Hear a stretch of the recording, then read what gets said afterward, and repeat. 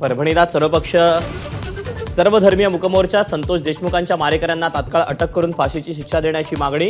मनोज जरांगे, आमदार धस, ज्योती मेटेही सहभागी होणार।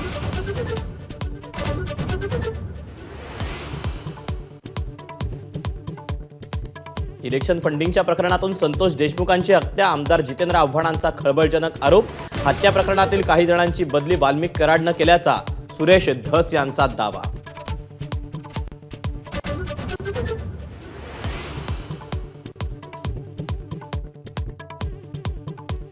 ज्येष्ठ नागरिकांसाठी गृहनिर्माण धोरण बनवणारं महाराष्ट्र होणार पहिलं राज्य। उपमुख्यमंत्री एकनाथ शिंदेंचे आदेश। गिरणी कामगारांसाठी 1 लाख घरं बांधण्यात येणार।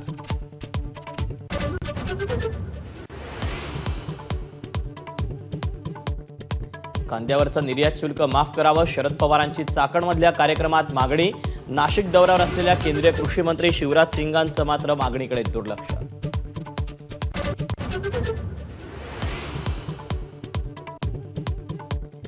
नवी दिल्लीत होणाऱ्या अखिल भारतीय मराठी साहित्य संमेलनाच्या व्हीआयपी प्रवेशद्वाराला स्वातंत्र्यवीर सावरकरांचं नाव। शुक्रवारी मुंबईत एकमतानं निर्णय।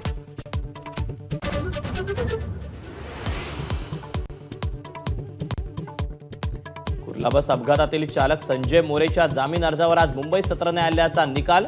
बस चालकामुळेच अपघात झाल्याचा सरकारचा दावा, तर अपघात तांत्रिक कारणांमुळे संजय मोरेंचा दावा।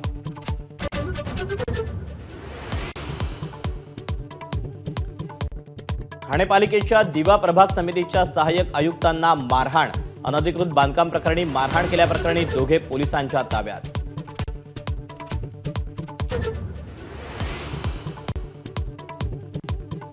माहिती तंत्रज्ञान मंत्रालयाची मोठी शिफारस। 18 वर्षांहून कमी वयाच्या मुलांच्या सोशल मीडिया प्रोफाईलसाठी पालकांची सहमती अनिवार्य।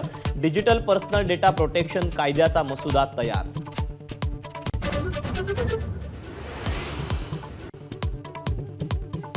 चीनमध्ये कोरोनासारख्या HMPV व्हायरसचा हाहाकार। रुग्णालयात रुग्णांची गर्दी, तर स्मशानभूमीत मृतदेहांचा खच। लहान मुलं आणि वृद्धांमध्ये वेगानं पसरत असल्याचा दावा।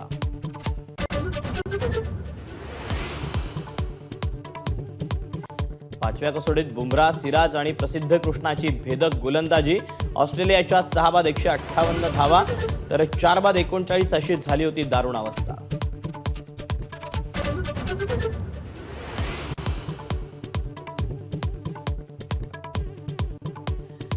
कसोटी क्रिकेटमधून मी आत्ताच निवृत्त होणार नाही, रोहित शर्माचं स्पष्टीकरण।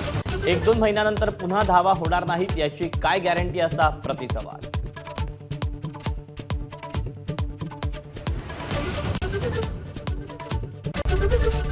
एबीपी माझा, उघडा डोळे बघा नीट।